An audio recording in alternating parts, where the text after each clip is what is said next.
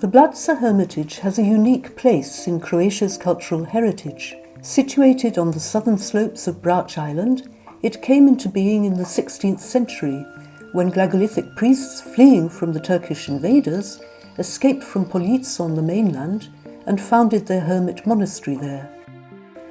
The only way to reach it is on foot.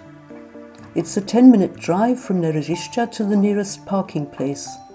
Then follows a half-hour walk down a narrow goat track through the Blaca Canyon. Blaca can also be reached from the sea by walking 2.5 kilometers along a path set within craggy cliffs. This path, trodden by mules and horses for centuries, is Blaca's only link with the outside world. The steep hills leading up to the hermitage teem with crevices and caves. One of these caves became home to the first Blaca hermit monks in the 16th century. It was not long afterwards that the first residential buildings were erected at the foot of a large, isolated rock face. At the beginning of the 17th century, the first church was built and dedicated to the Assumption of the Blessed Virgin Mary. During the 18th and 19th centuries, the complex was enlarged with the construction of the monastery, residential buildings and workshops.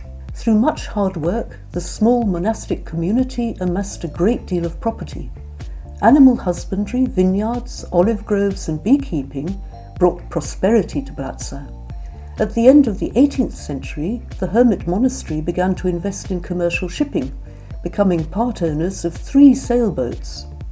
Blaca's greatest advance came at the end of the 19th century under the leadership of Don Nikola Milicevic the Elder. It was an example of careful management specific to the big landowners of Brač at that time. To improve the monastery's apiculture, Don Nikola planted hundreds of rosemary bushes.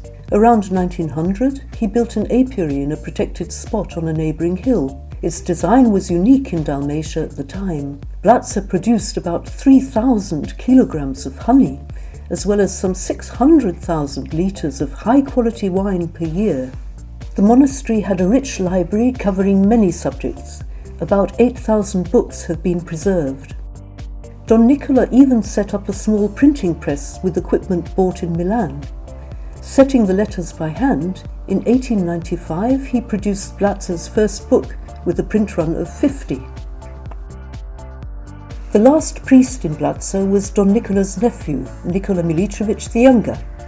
A doctor of physics, his keenest interest was in astronomy.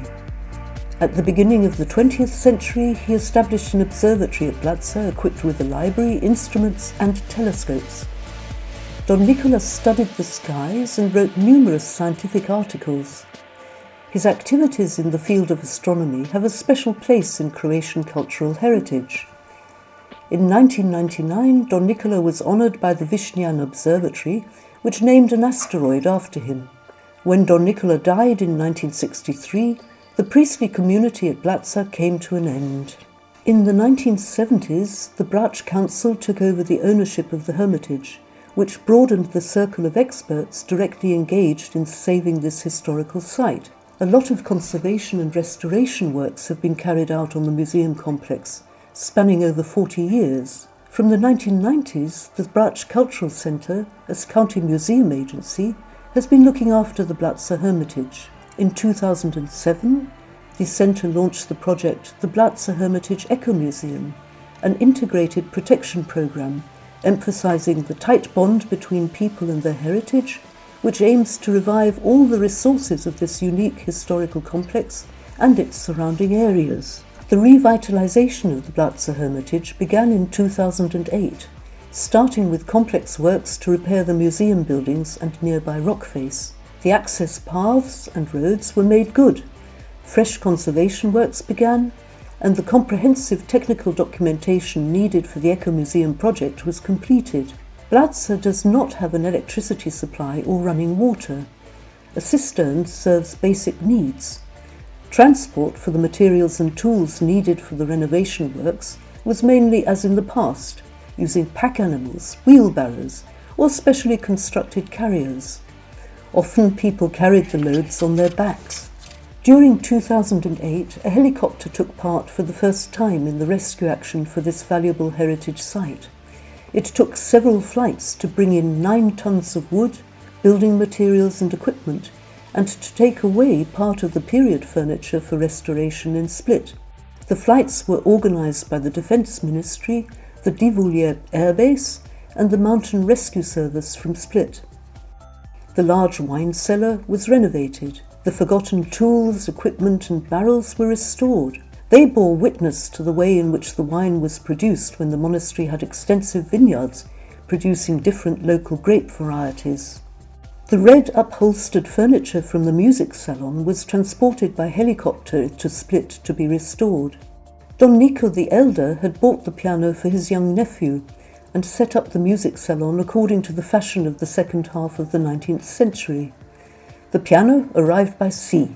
It took 8 hours for 12 men to carry it up the steep, narrow path to the monastery, and they drank 56 litres of water wine on the way.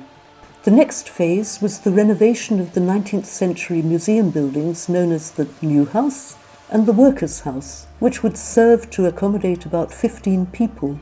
Press interest in the activities involved in the Eco-Museum project, coupled with support from academic circles, was extremely important in unifying the island in favour of the further plans for revitalising the Blaca Hermitage. In the winter of 2010, there were big storms which caused rockfalls above the monastery complex.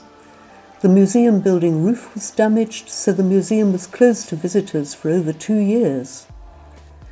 Rockfalls from the crags above the monastery had happened many times in its history, destroying roofs and the church vault.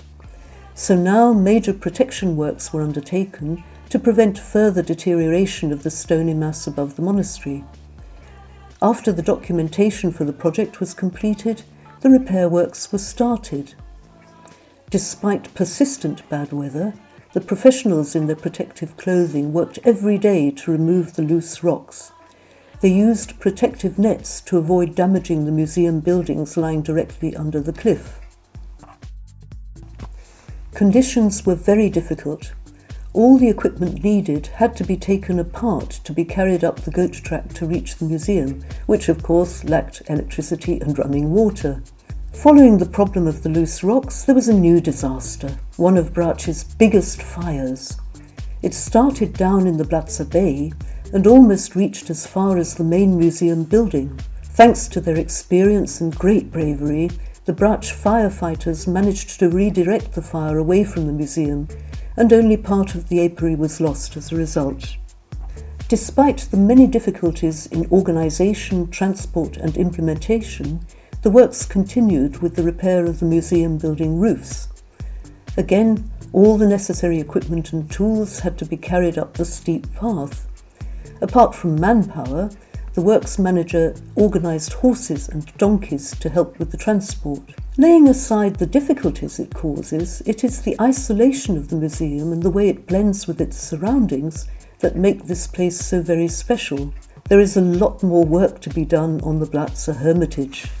The Blaca Hermitage Eco-Museum project includes renovation of the remaining ruins inside the complex, transformation of the Blaca houses in Nerežišća into a separate reception centre for the museum, continuing restoration of the valuable items in the museum fundus, revival of Blaca's economic activities so that Blaca would once again produce its own wine, olive oil and honey, and the modernisation of Don Nico the Younger's observatory with advanced equipment could become a new attraction in the Hermitage for tourists and academics alike.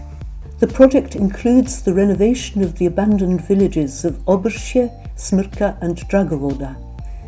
Children from these villages used to attend school at the Hermitage every day when the priests were still there.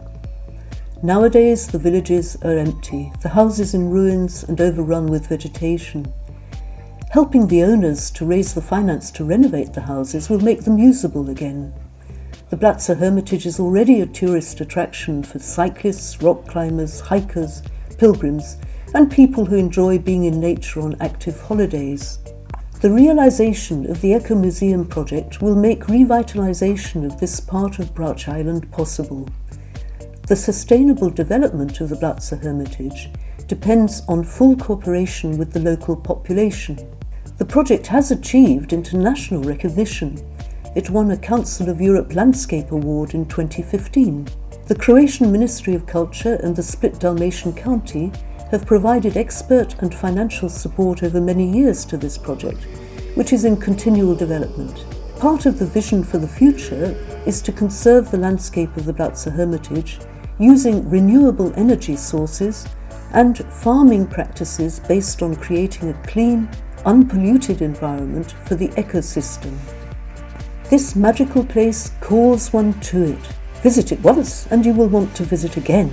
And on each visit you feel that there is more to see, more to discover. So there is always something left for the next time.